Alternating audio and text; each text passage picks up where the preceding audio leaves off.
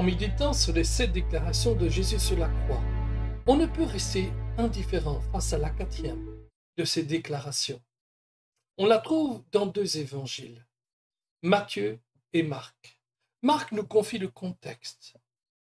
À la 6e heure étant venue, il y eut des ténèbres sur toute la terre jusqu'à la 9e heure.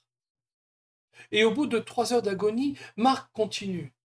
Et à la 9e heure, Jésus s'écria d'une voix forte: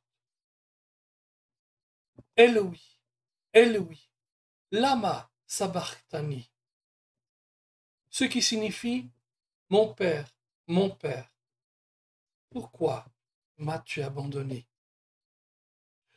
2 choses se distinguent de cet événement.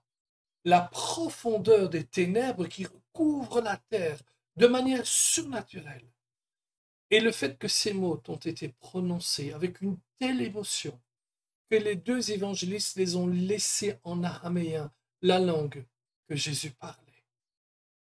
Remarquez que dans cette agonie indescriptible, Jésus encore prie. Il dépend encore de Dieu.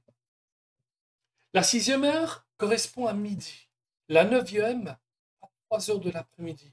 En pleine journée, lorsque le soleil est à son zénith, tout à coup, une obscurité épaisse, car c'est bien ce à quoi se réfère le mot ténèbres, recouvre toute la terre.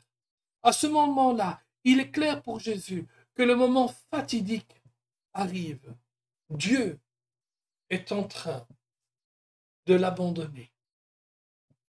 Mais comment Dieu peut-il dire cela?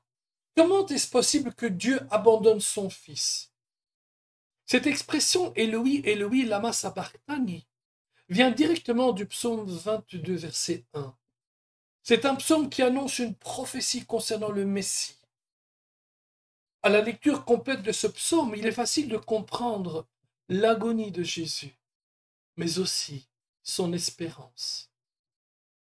À ce moment-là, sous le poids des ténèbres, Jésus réalise que la faveur de Dieu n'est plus sur lui.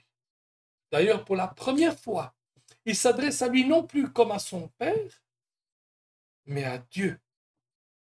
Jésus se retrouve tout seul. Celui qui était la lumière du monde devient ténèbres de ce monde. Oui, c'est bien ce qui se passe en ce moment. Lui qui n'a pas connu de péché, le voilà qui prend sur lui tout le péché du monde. Pire encore.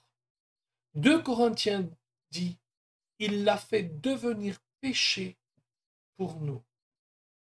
À ce moment, Jésus et le péché du monde ne formèrent plus que un. Voyez-vous, c'est à la lumière de cette vérité qu'il faut comprendre que Jésus se sent abandonné de Dieu. On ne peut comprendre cette phrase qu'à la lumière du degré de relation éternelle et intime qui existait entre Dieu le Père et Dieu le Fils. Pour la première fois, la 2e personne de la Trinité va être séparée de l'union sacrée que forme cette Trinité. Car Dieu est saint et il ne peut cohabiter avec le péché. Rien ne s'était jamais interposé entre eux en matière de volonté, de désir, d'intention, de pensée ou même de but. Lorsque Jésus a pris sur lui le péché de tous les hommes, il s'est produit entre lui et Dieu une séparation qui n'avait jamais existé auparavant. Et Jésus est passé par cette expérience terrible de séparation, afin que nous ne devions plus être séparés de Dieu. Il s'écria avec ces mots d'abandon, pour que nous, ses disciples, nous n'ayons pas à les prononcer un jour. Et c'est ça aussi l'espoir de Jésus. Il espère que beaucoup dans le monde deviendront ses disciples. Mais une question: êtes-vous un disciple de Jésus? Avez-vous reçu la vie éternelle? Comment? En recevant Jésus comme votre Seigneur et Sauveur personnel. Et si vous le désirez, vous pouvez en cet instant prier et devenir un enfant de Dieu. Alors, priez avec moi. Cher Dieu, je veux faire partie de ta famille. Tu as dit dans ta parole que si je reconnais Jésus comme si je reconnais que tu as ressuscité Jésus d'entre les morts et que je l'accepte comme mon Seigneur et Sauveur, je serai sauvé. Alors, Dieu, je déclare maintenant que je crois que tu as ressuscité Jésus d'entre les morts et qu'il est vivant. Je l'accepte maintenant comme mon Seigneur et Sauveur personnel. Merci de me débarrasser de l'esclavage, du péché, dès maintenant. Merci de m'accueillir dans ta famille. Tu fais de moi une nouvelle création, une nouvelle personne.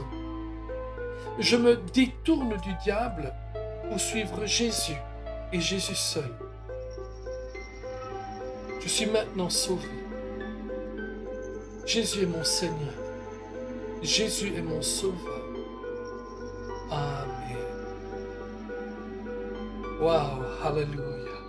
Oh, si vous avez pris la décision de suivre Jésus, faites-le nous savoir. Oh, écrivez un commentaire ou signalez-le à la personne qui vous a envoyé cette vidéo. À demain pour la 5e de ces déclarations de Jésus sur la croix.